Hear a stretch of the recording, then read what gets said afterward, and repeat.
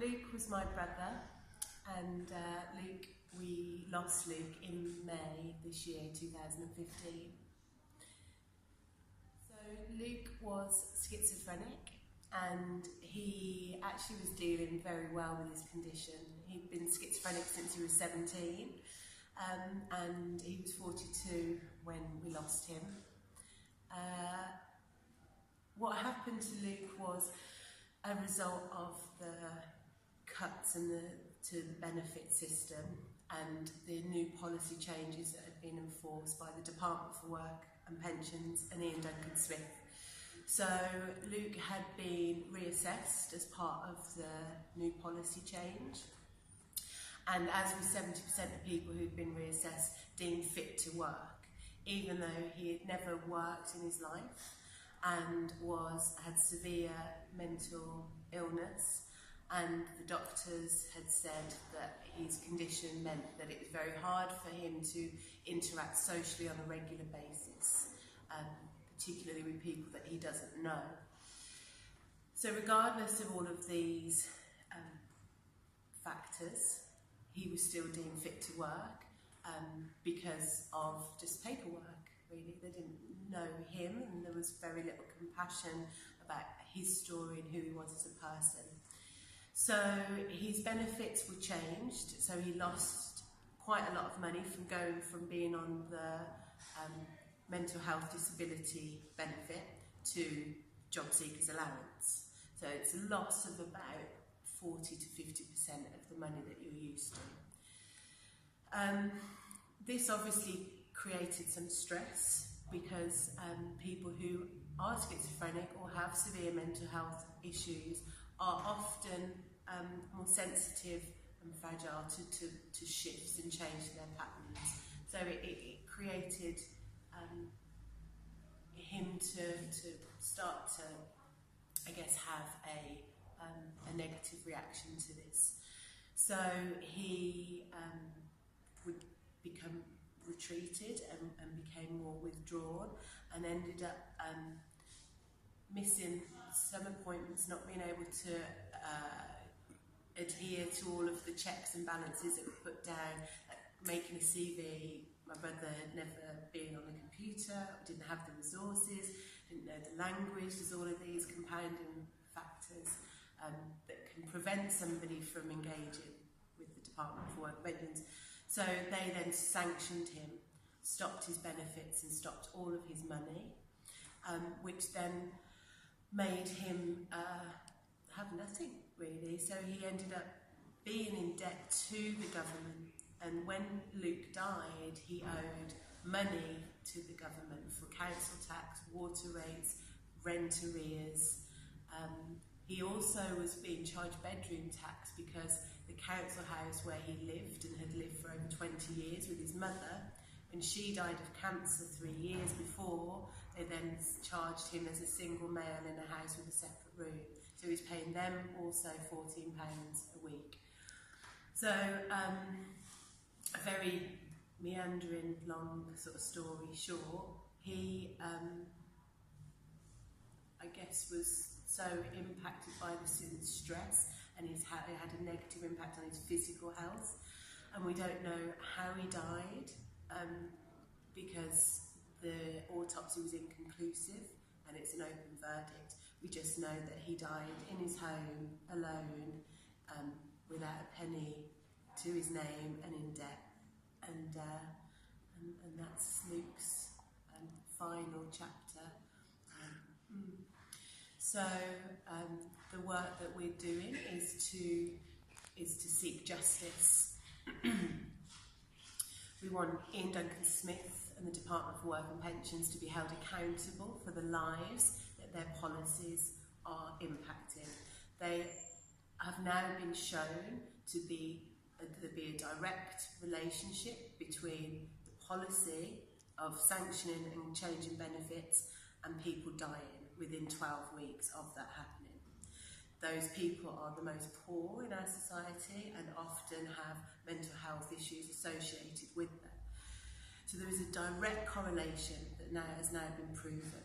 There are many different campaigns campaigns. There was one for Ian Duncan-Smith and the Department for Work and Pensions to release statistics.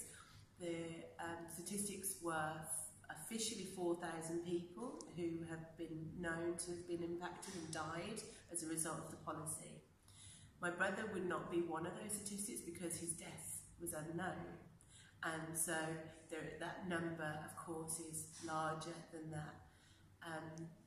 So we are fighting for justice. We want them to hold them accountable. We want them to recall this policy, this destructive, discriminative death policy. And then another part of my campaign and my family's campaign is to reduce the stigma associated with mental health within the community, particularly the Black community, that 1 in 3 people have mental health issues, and in fact the people who do suffer from mental health are often the most creative, intelligent, caring people who are can't silence the madness of the world around them. And so, there's a correlation that there isn't something wrong with you, and in fact it actually might be something right with you. So to break the stigma within the Black community, mental health is a huge problem, and one of the main problems is that we don't talk about it or seek help until it's too late, until it's got to the point where then you need severe support, either medication or hospitalisation. If you are a Black male, you're 60% more likely to be sectioned if you have a mental health episode. So the problem really comes in 3 areas. Within the community, we need to see that there is nothing wrong with speaking about mental health issues and creating support networks for ourselves, and so that we can go to each other. We don't see it as a weakness. We don't see it as something that's against your masculinity or your identity as a person, and that we have strength within ourselves as a community to improve conditions for people with mental health. The second is informing the mental health providers, people in the NHS, people who are even ambulance people.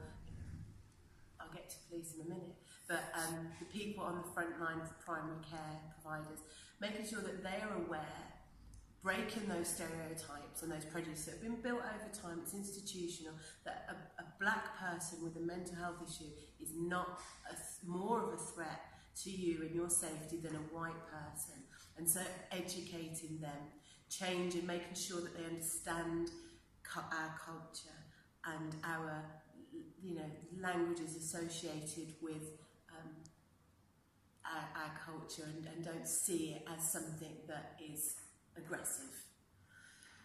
And the third is making sure that the police are also aware of this, and instead of seeing a Black person with mental health issues as a threat and putting them in jail, that they help them and help the community to get the right resources. So often we get the wrong resources, so we're not given the best sorts of counselling or things like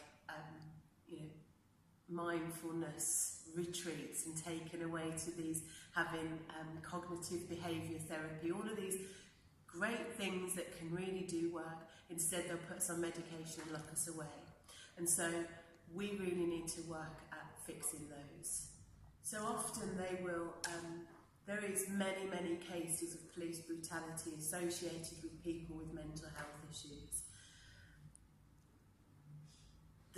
They will be very brutal and aggressive and physical when people, often family, it's got to that point in a Black household where we may not have spoken about mental health until it gets to the point where we can't handle it ourselves.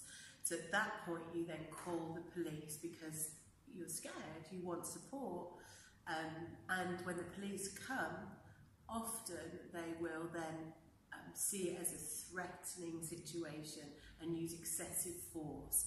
So there are cases of people who have then been shackled and tasered and beaten and then bundled and left in a jail cell when they actually need medical help, support, care and compassion. So you can support any mental health charity and organisation that exists in your local area. It needs to happen on the grassroots. It needs to happen on, in your neighbourhood, in your community. So I would suggest that people explore and see what services already are there. So that's the first thing, we then need to connect those dots. We need to connect those small community neighbourhood organisations together to be stronger. And that's what action and mobilisation is about. It's about us supporting each other. So you can then support myself, my organisation is called Matters of the Earth, and you can follow me on Twitter, which is @mattersearth, or email me at natalie@mattersoftheearth.com. We also have a website, mattersoftheearth.com.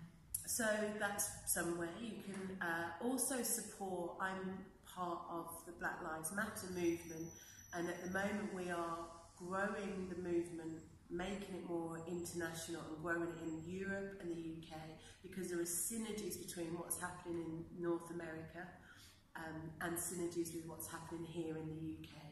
And so we need to speak and have this dialogue and share resources and strengthen and empower each other. And part of the Black Lives Matter movement is looking at black mental health and self-care, and looking at how we can heal ourselves from trauma and support each other and love each other. Thank you very much. Thank you.